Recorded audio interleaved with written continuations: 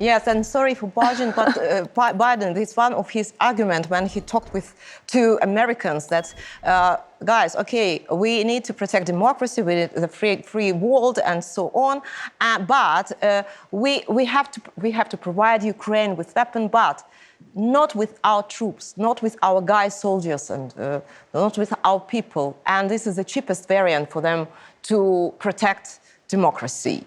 But also, it's the best way to advertise equipment, weapons that these countries produce. Absolutely. It's sad a little bit that Ukraine is like arena. Exactly. Where they try, the military productions companies try their goods. But before Kinzhals were flying to Kiev, the ballistics that Putin said could never be intercepted, before it flew to Kiev, no one knew Patriot would catch it or not. And Patriot did. And when we had a meeting with the American delegation, I brought the pieces, the parts, metal parts from Kinzhals, showing that this is the results of your support. The missile that was thought not to be, no one can intercept it, was intercepted with what your factories, your people do. And that's your working places, that's your GDP, as well as was what Germany produces and France. By the way, France is producing air defense as well, and they've been providing it to Ukraine. And also now they're trying to show that not only Patriots can be helpful, not only Iris-T from Germany, but Scalp-T from France. Yes, absolutely, absolutely. And I'd like to remind you another episode in the beginning of the full Russian-scale invasion to Ukraine, when, do you remember, it was in Europe about ring supply weapons in Europe, when the old weapons, often Soviet Union times weapons, were delivered to Ukraine, handed over to Ukraine. But in fact, the situation turned out that Europeans and Europe, they don't have required weapons in its warehouses. Do you remember it? My question is, yes. Is it possible to happen again, this situation? That they don't have things on the warehouse? They will say that we need it for us to protect our people. Well, it's just a matter of the ability to produce more.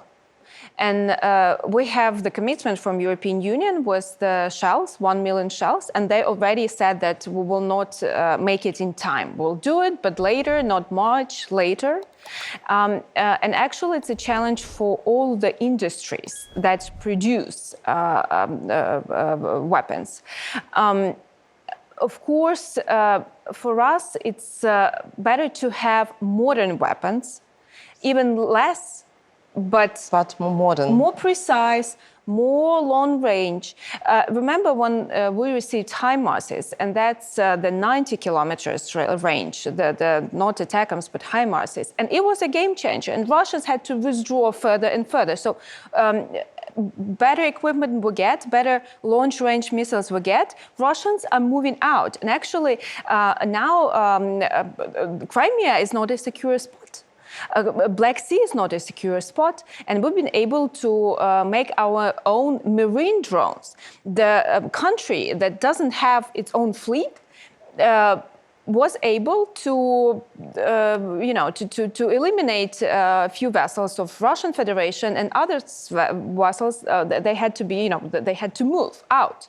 And actually, that's why we've been able to secure our own grain corridor. Because the vessels are going in and out with grain, cereals, other food. And that's because Ukraine was capable to push out Russians from at least part of the Black Sea.